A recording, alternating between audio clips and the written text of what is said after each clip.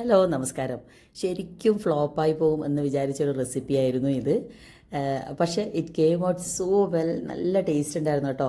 So I thought of sharing with you all. ഞാൻ എടുത്തിരിക്കുന്നത് half cup കടലമാവ്, അതുപോലെ തന്നെ സെയിം എമൗണ്ടിൽ ഗോതമ്പ് മാവ്, കുറച്ച് നെയ്യ് ഒഴിച്ച് ഇതുപോലെ നല്ല രീതിയിൽ പച്ചമണം മാറുന്നത് വരെ വഴറ്റിയെടുക്കണം.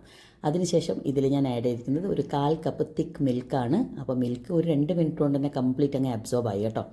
പിന്നെ ഞാൻ ഇതിന് മധുരത്തിന് ആവശ്യമായിട്ടുള്ള പഞ്ചസാര ചേർത്തു. അതാണ് എനിക്ക് ശരിക്കും പണി തന്നത് കേട്ടോ. ശരിക്കും പഞ്ചസാര ഇട്ടതിന് ശേഷം ഈ പഞ്ചസാര ഇതിൽ ഒരു 2 മിനിറ്റ് കഴിഞ്ഞിട്ടും അതുപോലെ മെൽറ്റ് ആവാതെ കിടപ്പുണ്ടായിരുന്നു. പിന്നെ ഞാൻ കുറച്ച് സോൾട്ട് ആഡ് ചെയ്തിട്ടുണ്ട്.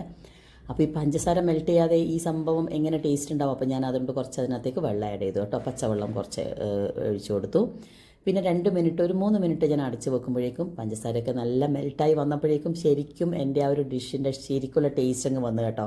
നല്ല രുചിയുണ്ടായിരുന്നു. പിന്നെ നമുക്ക് ആവശ്യമുള്ള നട്ട്സും കാര്യങ്ങളൊക്കെ ഇട്ട് അതിനെ ഒന്നുകൂടെ ഒന്ന് ടേസ്റ്റി ആക്കാൻ പറ്റും. അപ്പോൾ എന്തായാലും ഒന്ന് ട്രൈ ചെയ്ത് നോക്കണം കേട്ടോ. പക്ഷേ പഞ്ചസാര നേരത്തെ അങ്ങ് ആഡ് ചെയ്താൽ മതി. So see you in the next video. Thank U.